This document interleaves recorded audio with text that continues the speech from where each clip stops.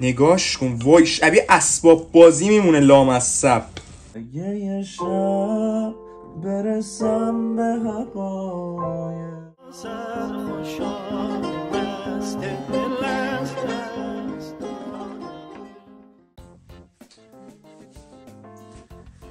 سلام دوستان، روز شبتون بخیر. احوالتون چطوره؟ به آشپزخونه عسل خوش اومدید. امروز یه غذای خیلی مهم داریم. یه زمانی توی کامنت چیزی که خیلی تکرار میشد بهم میگفتن پدر تهچین نوین اروپا، چون هر هفته 2 تا تهچین درست میکردم و خیلی وقتی که درست نکردم. آخرین بار واسه هوگو درست کردم اینجا، خیلی هم ویدیو خوبی شد، خوبم ویو گرفت. ولی امروز گفتم وقت به کی تهچین ندم، به کتی، و امروز وقت تهچینه. ولی قراره که تهچین خاصی درست کنم. قراره که یه تهچین خودم تا حالا درست نکردم درست بکنم. دنبال تهچین مخصوصی میگشتم که می‌خواستم تهچین گوشت و بادمجون درست کنم. داشتم میگشتم ببینم چی هست چی نیست، دیدم تهچین فسنجونی هم داریم. گفتم این دیگه این باید زد تو گوشش. بچه‌ها میخوام ته‌دیگ فسنجونی درست کنم. واقعا به نظرم یه ترکیب خیلی اصلی میشه. رب انار و زرشک خیلی بمب میشه، خیلی خوب میشه. اصلا فکر میکنم به این میکس اصلا دهنم آبی میفته. قراره که امروز تهچین فسنجونی درست بکنیم. شایم سر کار ساعت 5:06 تقریبا. شاید دیگه الان رامتون میاد خونه. همراه ما باشید. قبل اینکه بریم تو کار ویدیو، اگه هنوز لایک نکردید لایک بکنید. همین الان ویدیو خوشتون اومد، همین الان بهتون میگم سابسکرایب بکنید حتما اگه هنوز سابسکرایب نکردین. یوتیوب خیلی دیگه جدیدا داره غیر ادوار در میاره واسه کامیونیتی ایرانی دیگه. این شما این که باید دیگه سنگ تمام بذارید. خیلی دوستتون دارم کامنت زیاد بذارید. بچه‌ها قبل اینکه راه بیفتیم بریم خرید بکنیم، بیاید که با هم چیزا بکنیم. زعفرون رو به راه بندازیم که تا بیایم جا بیفته. بچه‌ها اینو کتی برام گرفته. جا یخیت مال چیز داچونده، چون این سگ محبوب هم من و کتی هستش. این سگی که تو شمشیربازی هم میاد، ازش ویدیو شورت هم زیاد درست میکنم. اسمش گوت است. همین نژاد از سگ. بچه‌ها یخ داچوند. بچه‌ها اینو ببینید آخه. خب وای. خلاصه یه تعداد این هاپوهای ناناز میندازیم کف لیوان. بچه‌ها این عطری که زعفرون رو میندازه اصلا لامصب زندگی رو قشنگ‌تر میکنه.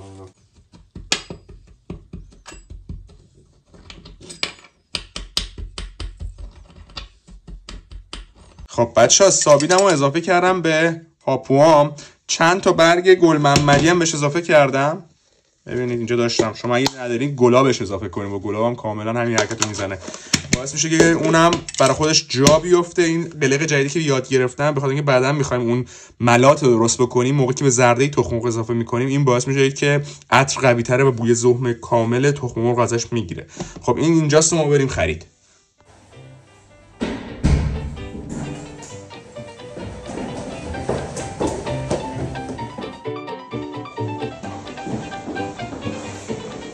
بچه‌ها من رسیدم خونه. همین الان هم صدای عوض کردن لباسش میاد. اصل منزل، اصلا شمس تبریزی اومده. بچه‌ها شمس تبریزی امروز عینک سفارش شده. کی حاضر میشه عینک شمس تبریزی چیه؟ یک هفته دیگه. یک هفته. وای ماست پاره شده. شیت. آره اینقدر شمس تبریزی نون حلالو به ملال تبدیل کرده که دیگه بلال شده. میدونم داره چی گفت اون اوایل که چون خیلی استرس داره اوایل. بیا. سلام بچه‌ها. برو سلام بچه‌ها کن. چطوره؟ اخبارتون چطوره؟ خانواده، دوستان، کارمندا. اینکه اون برنامه‌ای که توش تمام چیزایی که توی تلویزیون پخش میشه با اون برنامه‌ریزیشو میکنن، گزینه برگشت نداره. مثلا خیلی جا مثل گزینه بک داره میزنی برمیگردی همون کاری که کردی به حالت قبل. اینو نداره. مثلا ممکنه یه برنامه تلویزیون رو پاک کنی و کلا مثلا خالی شه. و اون چیه میذاری تو کلت. بعد خیلی استرس داره و یکی همکارا بهش برگشتم گفتم ببین من سرم هر روز درد میکنه. هر روز که میرم سر کار سرم یه جای کار میلنگه. و فهمیدم کور شدم. حالا اینکه هیچ. اون برگشت گفت شب غیر عادی فکش درد میکرده. همون اوایل که ابتدایی شروع کرده بوده به کار کردن و میره دکتر میگیم از استرس زیاد موقع کار کردن انقدر دندوناشو اینجوری به هم نگه می‌داشته که درد گرفته بوده. بخاطر اینکه همش به این فکر می‌کنه که گند نزنم خرابکاری نکنم. مثل شاپ شده تو عوض کن بیا یوتیوبر شو تحچین مرغ درست بکن با گوشت مرغ فسنجونی. من یه بار فقط یه چیزی رو پاک کردم. یه بار. ولی کار اتفاقا یکی رکورد دست یه دوستی که نمیدونم کی بوده ولی خبرش بعد سالها هنوز بین همه میچرخه. دوستمون کل یک روز رو پاک کرده بوده. به خاطر این یه دکمه است میزنی تمام چیزایی که طول روز قرار بوده پخش شده رو پاک کنی. خب دوستان عزیزم غذایی که میخوام درست کنم برای 3 نفره. قاعده اصلی برنج ایرانی میفرماید که برای هر نفر یه دونه استکان برنج. ما چون گوش نمونه 4 تا استکان برنج میزنیم. به بچه‌ها گفتی چرا هوا گرم شده؟ چرا من اسمم مثلا یکی پشت خطه خبرها رو میگم پشت خطه. خب برنج، یه بند انگشت آب، کره و نمک.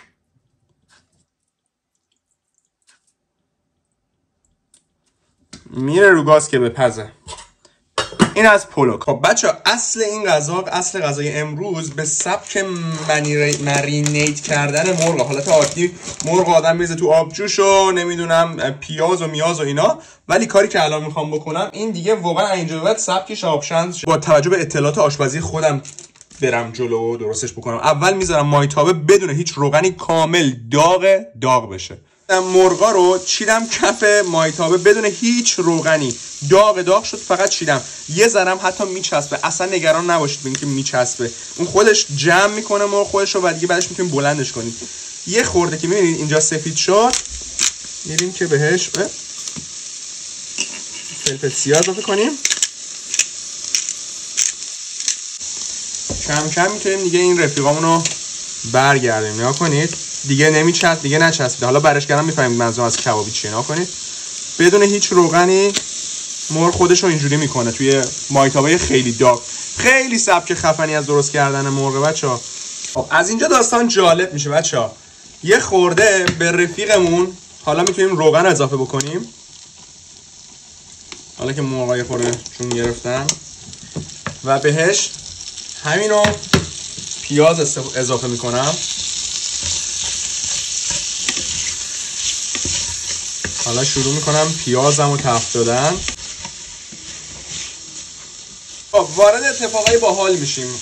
گردویی که سابیدم و یه ذره اضافه میکنم همش رو. توی محله یه خورده باید روغن اضافه بکنید چون گردو خیلی خوشیه. شروع میکنیم همه رو با هم تفت میدیم. گردوی یه هوا باید تفت بگیره. الان وقت سس انارمه. اگه شما رب انار دارین رب انار بزنید.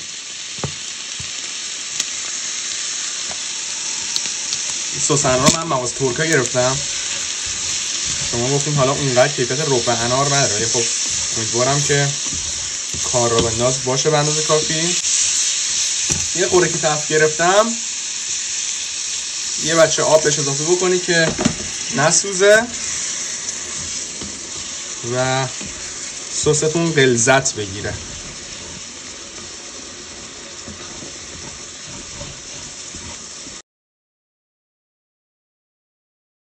خب بچه مرغ فسنجونیمون آماده است. یه طعم خیلی بامزه گرفته.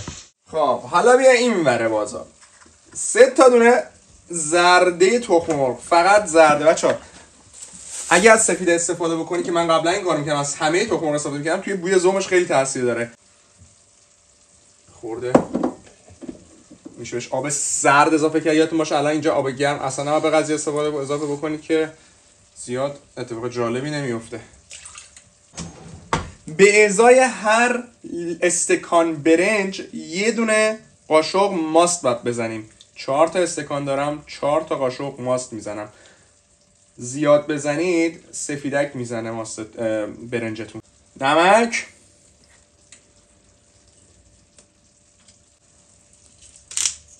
فلفل، هم رنگ و نگاه جان.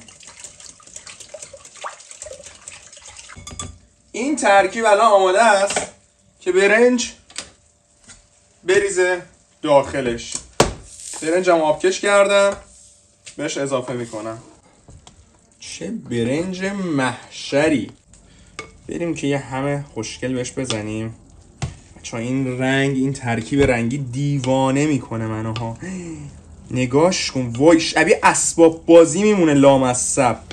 این انگار واسه نقاشیه. یه چیز مهمی که اینجا خیلی نقش کلیدی بازی میکنه یه بچه کره است. چون برنج گرمه، این کره اون لاولو اصلا خودش الان آب میشه هم میکنه زنید. اصلا میبینید که الان برنج برقی میگیره.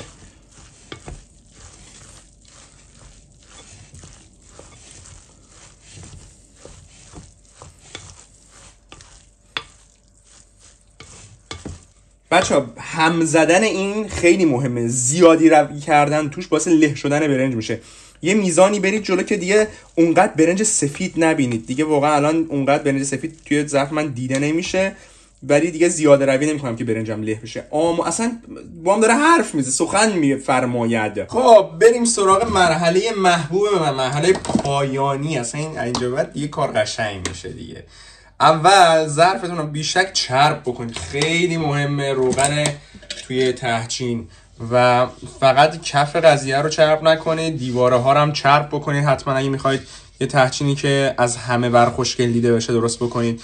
من خیلی وقته که تهچین رو تو فر دارم درست میکنم، یعنی از وقتی که اومدم این خونه فقط تهچین تو فر درست میکنم، چون از همه جهات بهش به قولی خوشگلی میده. توی روی گاز درست کردن فقط از زیر درست میشه، یعنی اینم همیشه هم اونم قشنگه ها. یعنی تو خونه اگر فر ندارید از اون سبک استفاده بکنید، هیچ مشکلی نداره. ولی اگر فر دارید بیشک از این روش استفاده بکنید که واقعا خیلی تفاوتشه. اینم امضای تهچین شمس تبریزی، این تتویی که ما همیشه میزنیم توی تهچین. خیلی این حرکت مهمیه، خیلی قشنگش میکنه.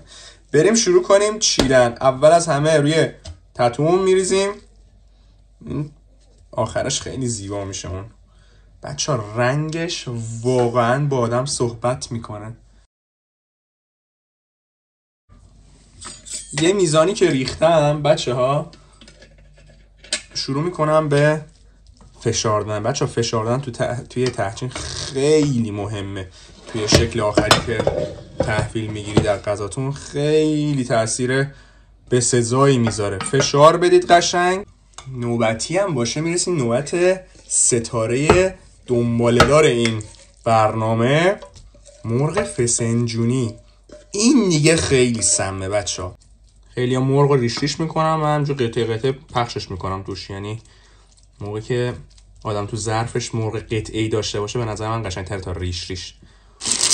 در این نقطه جذاب بهش یه خورده زرشک اضافه میکنم. زرشک هم بچه تو فریزر بوده واسه همین رنگش اینجوری شده. و اما حرکت دیگه کاملا پایانی. ای وای ندارم خبرش، ای داد بیداد ندارم خبرش.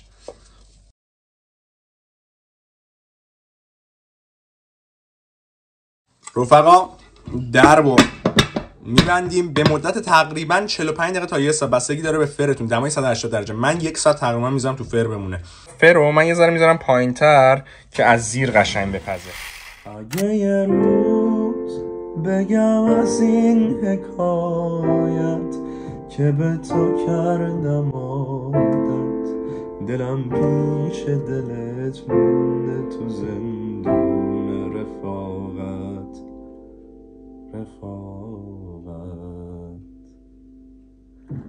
اگه یه شب برسم به حقایق، میشم خدای عاشق، میگم آرزومو ستاره دریای مغرب.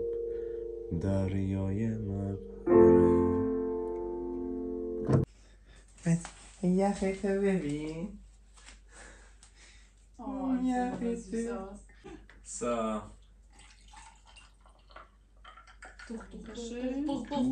Duch. Wie heißt das? Duch. Duch, das Eiran. Aber wir nennen auch quasi das Duch. Ja, kommt dir. Geil, ich muss Foto machen. Guck mal, mit Herzen. Granatapfel, geil.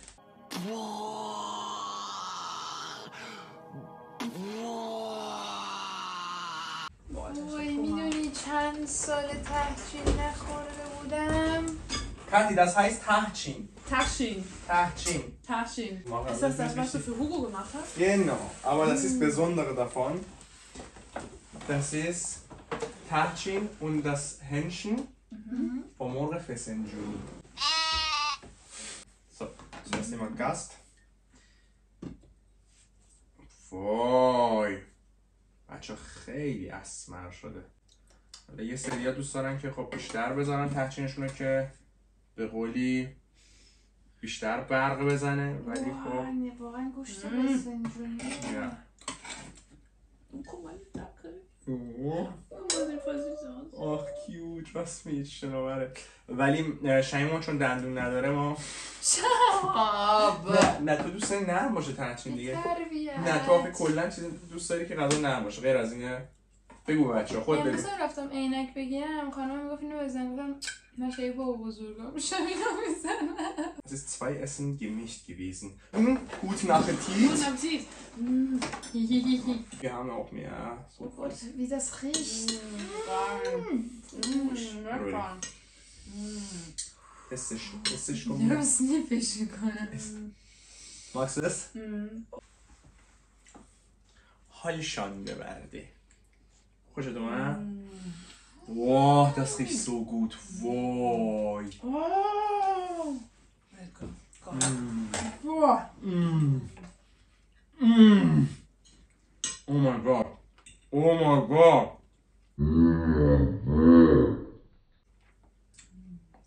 پشمان بچه ها 100 تای تحچین معمولی میچسته Das ist richtig lecker.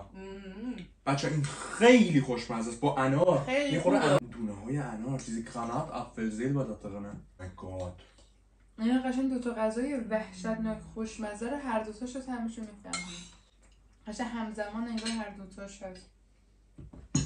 Das ist sowas von Geschmacksexplosion. بچه واقعا یه انفجار طعمیه همه چی توش هست اینقدر دونه های انار قشنگ زیر زبون میاد با طعم مرغ و برنج وای یعنی من خودم عاشق تحچینم ولی بهتون بگم 2 برابر تحچین معمولی خوشمزه است دروغ نگفتم وا من که خیلی دوستش دارم. شمس نبریزی کوچیکه